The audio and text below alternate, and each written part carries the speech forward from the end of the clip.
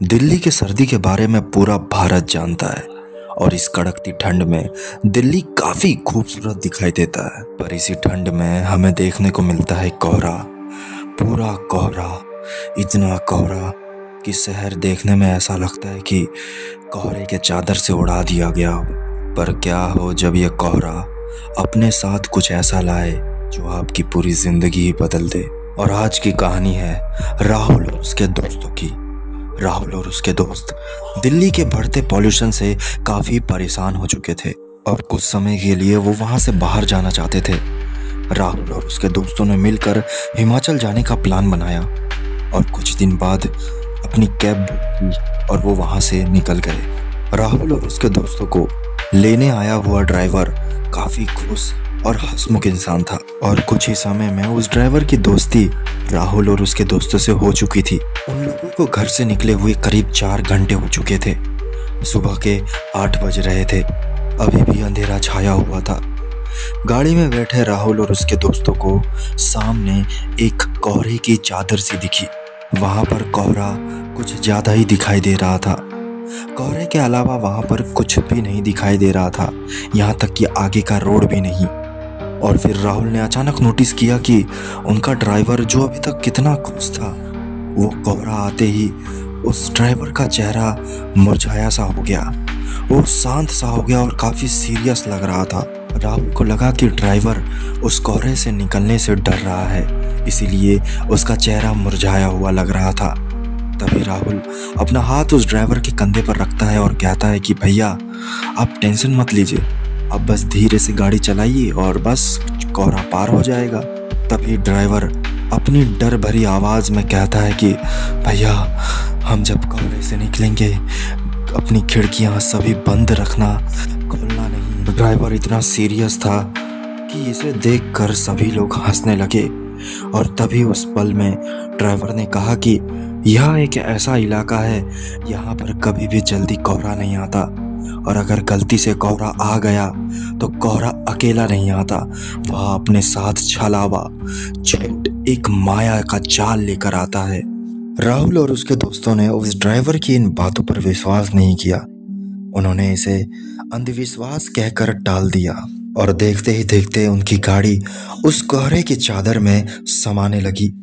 वह कोहरे की चादर उम्मीद से कुछ ज्यादा ही बड़ी थी। गाड़ी चलती जा रही थी मगर आगे कुछ भी दिखाई नहीं दे रहा था। मानो ऐसा लग रहा था कभी भी जाके गाड़ी कहीं भी टकरा सकती है। और अचानक गाड़ी में पीछे बैठे रिया को अचानक से सफोकेशन होने लगा। उसे सांस लेने में काफी दिक्कत हो रही थी। तभी रिया खिड़की खोल देती है और वह ड्राइवर की बात कही हुई बात को भूल जाती है। रिया ने गाड़ी की कांच खोली और अपना सर बाहर निकलकर उसने गहरी सांस लिया और अब रिया को सांस में सांस आई और उसी पल धीरे धीरे वह कोहरा कार के अंदर भी घुसने लगा। रिया जैसे ही अपना सर अंदर लेती है उसके पैरों तले जमीन खिसक जाती है। वह देखती है कि उसके अलावा उस कार में अभी कोई भी नहीं है। जब रिया ने यह दृश्य देखा उसकी तो सांस ही अटक चुकी थी। रिया के अलावा राहुल, रवि और वह ड्राइवर पता नहीं वहां से कहां गायब हो गए थे। रिया ने सोचा कि वह कार का दरवाजा खोलकर बाहर कूद जाए ताकि उसकी जान बच सके, पर उसने काफी कोशिश की मगर वह दरवाजा खुल ही नहीं रहा था। जब रिया को उसकी मेहनत बेकार लगने लगी तो रिया जोर जोर से चिल्लाने लगी। कुछ समय बाद वह कार अपने आप स्लो होने लगी और आगे जाकर एक स्थित जगह पर रुक गई और दरवाजा भी अनलॉक हो गया। और जैसे ही गाड़ी रुकी रिया तुरंत बाहर निकली और इधर उधर भागने लगी और जोर जोर से बचाओ बचाओ चिल्लाने लगी। रिया को कुछ भी समझ में नहीं आ रहा था कि वो किस दिशा में जा रही है, कहाँ जा रही है। हर जगह कोहरा ही कोहरा छाया हुआ था। रिया का डर के मारे दिल बाहर आने ही वाला था कि तभी रिया को दूर खड़े एक इंसान की परछाई सी दिखी। वह परछाई काफी बड़ी नजर आ रही थी मगर रिया को लगा कि उससे कुछ न कुछ मदद मिलेगी और रिया जोर जोर से उस परछाई की तरफ भागने लगी मगर रिया उस परछाई तक पहुंच नहीं पा रही थी। वह परछाई उतनी ही दूर दिखाई दे रही थी जितनी वह पहले थी। पता नहीं क्यों रिया के काफी मेहनत से भागने के बावजूद भी वह परछाई के करीब तक पहुंच ही नहीं पा रही थी। इससे पहले कि रिया कुछ भी समझ पाती, उसे महसूस हुआ कि उसके पीछे कोई खड़ा है और उसे घूर रहा है। मगर अब रिया में इतनी हिम्मत नहीं थी कि वह पीछे मुड़ के देखे।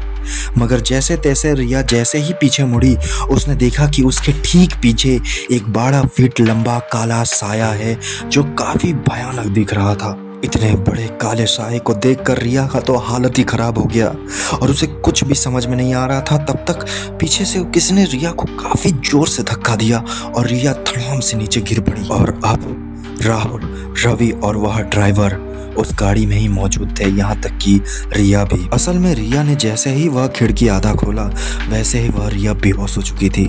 तभी ड्राइवर ने तुरंत वह खिड़की बंद करवा दी और फिर राहुल और रवि उसका ख्याल रखने लगे और चिंतित में आ गए कि वो बेहोश कैसे हो गई।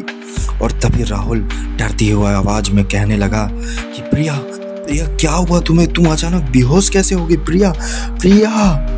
और ड्राइवर भी डरती हुई आवाज में कहने लगा कि गाड़ी का खिड़की नहीं खोलना चाहिए था, खिड़की नहीं खोलना चाहिए था, गाड़ी का खिड़की नहीं खोलना चाहिए था। ड्राइवर की यह बात सुनकर राहुल को काफी गुस्सा आ रहा था। उसे ऐसा लग रहा था कि इस इमरजेंसी मेडिकल सिचुएशन में ये बंदा एक वहम क्यों छड़ा रहा है। तभी राहुल ने ड्राइवर से कहा कि तुम बस जल्दी से गाड़ी यहाँ से निकालो। और ड्राइवर ने राहुल की बात मानते हुए एक्सीलरेटर दबाया और वह गाड़ी काफी तेज वहां से निकलने लगी। और अचानक से आगे एक लड़की खड़ी थी। गाड़ी काफी तेज जा रही थी, इसलिए वह गाड़ी रुकी ही नहीं, उस लड़की को उड़ा दिया गया। राहुल, ड्राइवर और रवि काफी डर चुके थे क्योंकि उन्होंने एक लड़की को उड़ा दिया था। तभी अचानक से ड्राइवर ने वह अपनी गाड़ी रोकी और राहुल तुरंत निकला और फिर उस लड़की के पास गया। उसने जैसे ही उस लड़की को देखा तो उसके पैरों तले जमीन खिसक गई क्योंकि वह लड़की और कोई नहीं, राहुल की दोस्त रिया ही थी। राहुल को कुछ भी समझ में नहीं आ रहा था क्योंकि अभी कुछ ही समय पहले राहुल की दोस्त रिया उसके साथ ही तो कार में बैठी हुई थी। तो ये लड़की कौन है? ये जानने के लिए कि वहां पे कार में कौन थी, राहुल तुरंत वहां से भागकर कार के पास गया। मगर कार में तो कोई भी नहीं था। राहुल को कुछ भी समझ में नहीं आ रहा था और राहुल काफी घबराने लगा।